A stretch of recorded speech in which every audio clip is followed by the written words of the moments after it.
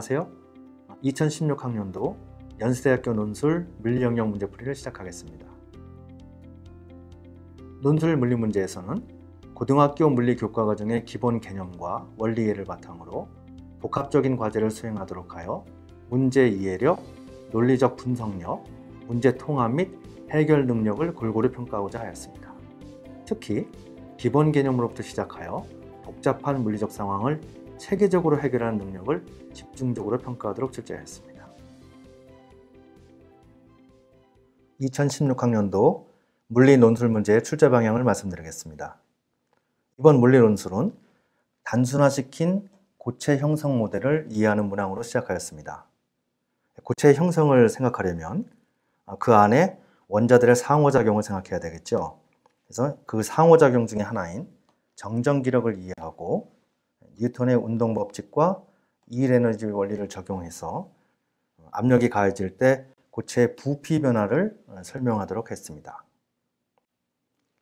다음으로 뉴턴의 운동 법칙을 이용해서 고체에서 분해되어 나온 이온들의 운동을 기술하도록 했으며 저항력, 자기장 등이 존재하는 보다 복잡한 상황을 제시해서 다양한 물리 지식을 여러분이 복합적으로 이용해서 문제를 어떻게 해결하는가 그거를 확인하는 그런 방향으로 문제가 출제되었습니다. 문제 1번입니다. 먼저 제시문 가와 제시문 나를 잘 읽어보기 바랍니다. 이 문제에서는 무한히 멀리 떨어져 정지해 있던 나트륨이온 4개와 염소이온 4개를 정육면체의 꼭지점으로 모으는데 필요한 일의 양을 구하시오 그랬습니다. 일단 여기 몇 가지 조건이 주어졌는데 정육면체 한 변의 길이가 0.28 나노미터라고 했고 각 이온은 점전화로 간주하며 나트륨 이온과 염소 이온의 배열은 제시문 나에 나와 있는 NaCl 고체의 일부분과 같게 한다 했습니다. 그리고 각 이온은 원자가 한 개의 전자를 완전히 잃거나 완전히 얻어 이온화된 것으로 가정한다. 이렇게 나와 있네요. 이 문제는 단순화된 모델을 통해 고체를 형성하는 데 관여하는 원자 사이의 그 상호작용 중 하나인 정전기력을 이해하는 문제입니다. 원자들이 가지고 있는 위치 에너지, 일 사이의 관계를 이해하고 전하들의 성질과 전위, 전기적 위치 에너지에 관한 기본 개념에 대한 이해를 평가하고자 했습니다. 문제를 풀어보겠습니다. 무한히 멀리 떨어져 정지해 있는 점전화 8개를 모으는 데 필요한 일의 양은 8개 점전화의 전기적 위치 에너지와 같습니다. 무한히 멀리 떨어져 있는 이 점전화 Q1과 Q2를 모아서 거리 R만큼 떨어져 있게 할 때 그 전기적 위치 에너지는 이와 같은 식으로 주어지죠. 여기서 R이 거리고 그다음에 이 상수 K는 9 곱하기 10의 9제곱 뉴턴 제곱미터 퍼 쿨롱 제곱으로 이렇게 주어집니다. 여기 옆에 그림과 같이 우리가 정육면체를 생각했을 때 변의 길이를 R이라고 하면 이 그림에서 우리가 예를 들어서 염소이온을 기준으로 생각하면 거리 R 떨어져 있는 데 점전화가 나트륨이온 하나, 둘, 3개가 있습니다. 그리고 이 나트륨이온은 염소이온과 반대부호의 전하를 갖고 있죠. 그리고 우리가 조금 더 멀리 떨어져 있는 염소이온들을 생각하면 하나, 둘, 셋, 이 3개의 염소이온은 거리 루트 2R만큼 떨어져 있습니다. 그리고 원래 이온과 같은 부호의 전하를 가지고 있죠. 그리고 가장 멀리 떨어져 있는 나트륨 이온을 생각하면 이 나트륨 이온은 거리 루트 3R만큼 떨어져 있죠. 그리고 원래 염소 이온과 반대 부호를 전하를 갖고 있습니다. 따라서 우리가 필요한 일을 계산해 보면 전기적 위치 에너지를 계산하는 것이죠. 그래서 방금 설명한 바와 같이 우리가 거리 R만큼 떨어져 있는 전하 3개에 대한 기여도를 계산하고 루트 2R만큼 떨어져 있는 이온 3개의 기호들을 계산했고, 그 다음에 루트 3R만큼 떨어져 있는 이온 1개의 기호들을 계산했습니다. 그런데 문제에서 나트륨 이온 4개와 염소 이온 4개를 무한히 먼 데서부터 끌어모으는 데 필요한 일을 계산하라고 그랬죠. 그래서 전체 8개 이온이 존재해서 우리가 각각 이런 걸 8번 생각을 해야 되겠으나, 하지만 예를 들어서 이 염소 이온과 이 나트륨 이온의 기호들을 계산할 때 우리가 이 계산이 2번씩 중복하게 됩니다. 그래서 실제로는 4를 곱해주면 되겠죠. 자, 이로부터 우리가 각각의 값들을 단순화시키고 지금 필요한 숫자 값들을 대입하면, 예를 들어서 K값, 그 다음에 전하량, 그 다음에 관계된 0.28 나노미터, 그리고 숫자 값들을 집어넣으면 최종적으로 마이너스 4.8 곱하기 10의 마이너스 18제곱 주를 얻게 됩니다. 문제 2번입니다. 먼저 제시문 나와 제시문 다를 잘 읽어보기 바랍니다.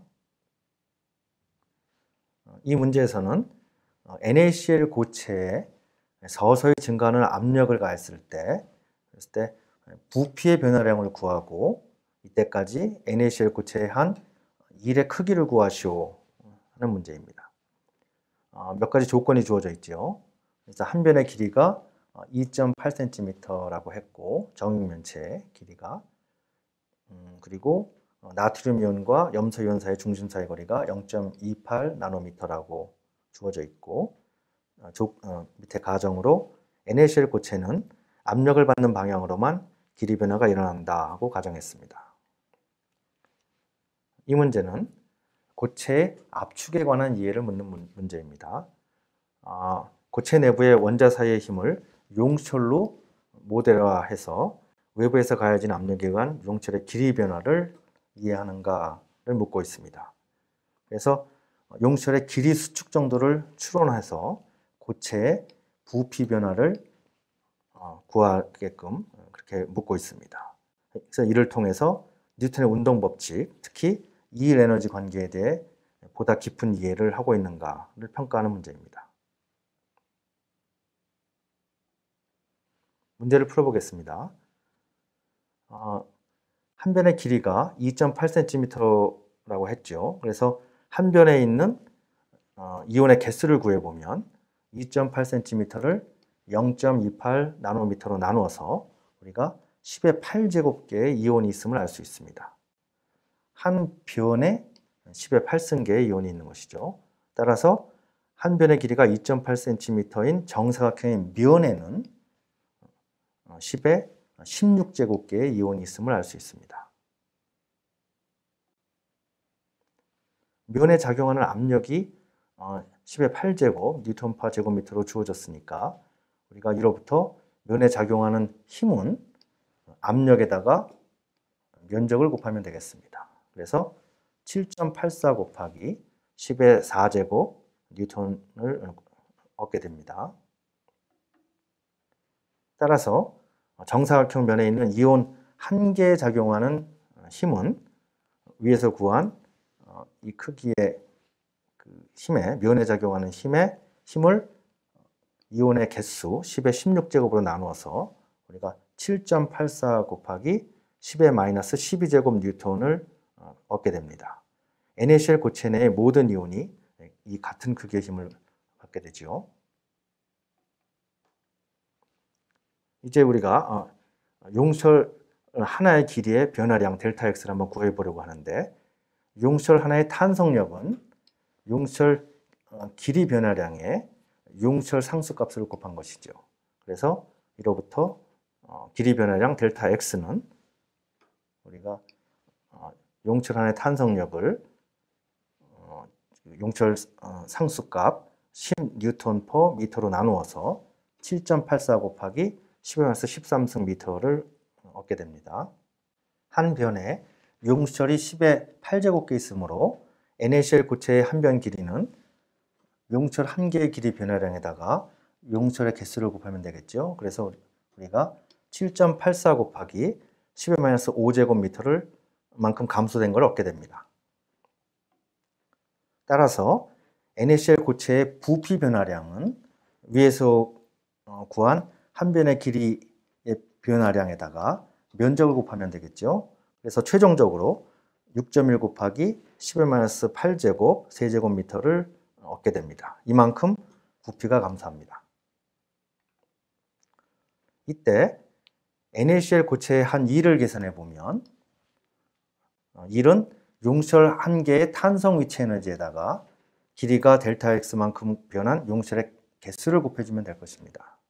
따라서 아래에 있는 식처럼 우리가 델타 X가 있고 용철의 개수를 우리가 곱해줬죠. 그래서 여기 해당하는 숫자 값들을 이렇게 집어넣으면, 그래서 계산을 하면 최종적으로 3.1J를 얻게 됩니다.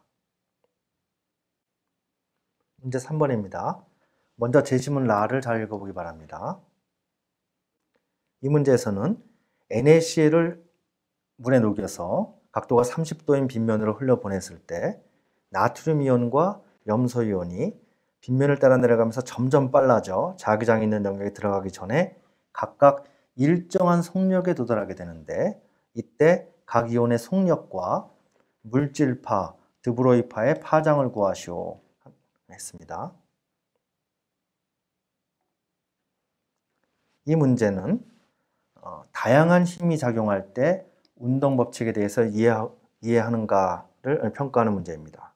그래서 질량이 다른 이온을 빗면으로 흘려보내는 과정을 뉴턴의 운동 법칙을 이용해서 설명하는 문항으로 이루어져 있고, 특별한 조건에서 속력을 찾아내는가 하는 것을 지금 평가하고 있습니다. 이에 더해서 이온이 미시적인 작은 물체이므로 우리가 양자론을 생각할 수 있겠습니다. 그래서 문제에서 찾아낸 속력으로부터 물질의 이중성을 설명할 수 있도록 해서 양자론에 관한 기본 개념을 평가하고자 하였습니다. 문제를 풀어보겠습니다. 그림에서 보는 바와 같이 이온이 지금 빗면을 따라 내려가고 있는데, 중력을 받아서 빨라질수록 저항력이 커지게 됩니다.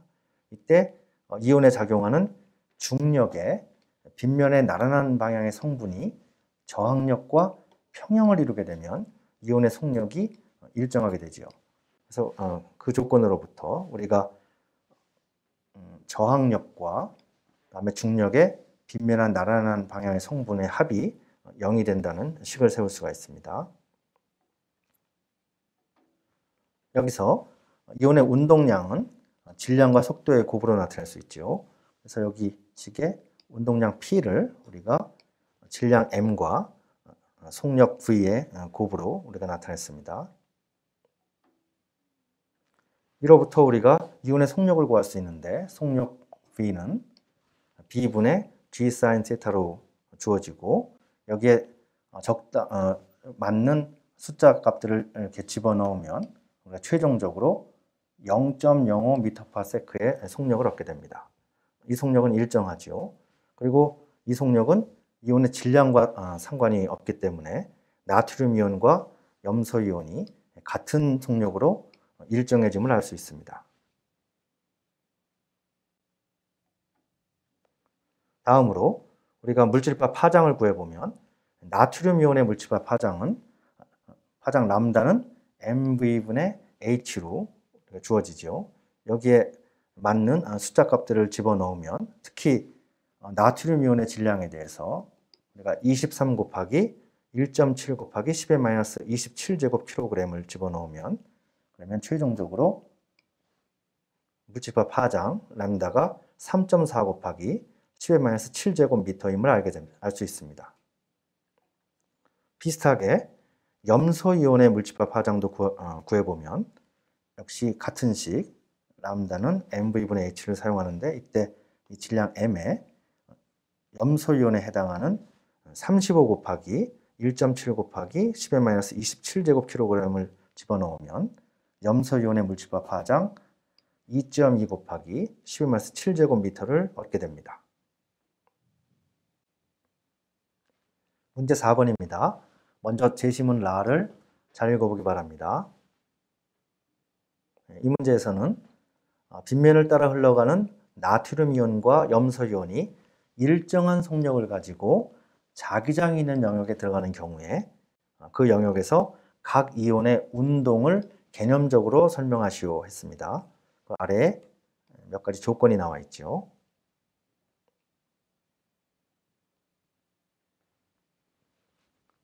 이 문제는 자기장, 중력, 저항력이 동시에 존재하는 상황에서 힘이 평형을 이루어가는 과정을 여러분이 잘 이해할 수 있는가 묻는 문항입니다.